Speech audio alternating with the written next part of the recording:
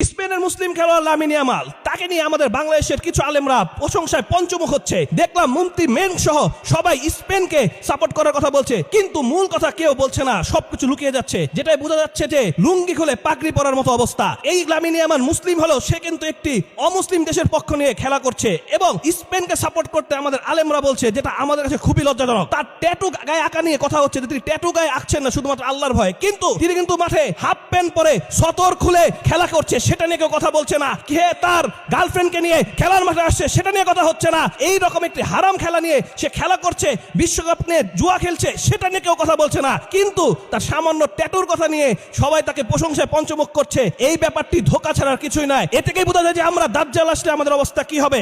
সামান্য এই মুসলিম নাম দিয়ে এই খেলোয়াড় এভাবে আমাদের আলেম সমাজকে ঘুরিয়ে ফেলতে পারে। আমরা দেখলাম মুফতি মেন সহ সবাই স্পেনকে সাপোর্ট করার কথা বলছে, যেখানে স্পেন কিন্তু একটি অমুসলিম রাষ্ট্র এবং আমি যতটুকু জানি তারা ইসলাম বিদ্বেষীও বটে। এবং সেখানে একজন মুসলিম নামধারী, আমি বলবো সে খেলোয়াড়, সে মুসলিম নামধারী না হলে শুধু ট্যাটুর কথা সেখানে বলেছে, সে কি খেলার মধ্যে তার পাকে ঢেকেছে? আমরা অন্য দেশের মুসলিম রাষ্ট্রের দেশ আছে, তারা যখন খেলা করে তারা কিন্তু তাদের পায়ের ছতর ঢেকে নেয়। এই মুসলিম খেলোয়াড় সেটি করেছে? করেনি। সেটি না করো শুধুমাত্র তার ট্যাটুর ট্যাগ দিয়ে তাকে প্রশংসায় পঞ্চমুখ করা হচ্ছে এবং স্পেনের সাপোর্ট দেওয়া হচ্ছে।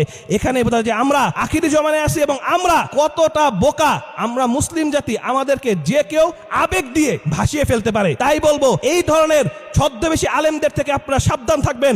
আল্লাহ রাসূল সাল্লাল্লাহু আলাইহি ওয়াসাল্লাম বলেছেন, আমি ভয় পাই সেই আলেমদের, পথভ্রষ্ট আলেমদের, যারা আমার উম্মাকে পথভ্রষ্ট করবে। এর মানে একজন আলেম যদি পথভ্রষ্ট হয় সে পুরো জাতিকে পথভ্রষ্ট করে ফেলবে। তাই দিনী ভাই বোনেরা, আপনারা সবাই এরকম আলেমদের থেকে সাবধান থাকবেন ইনশাআল্লাহ।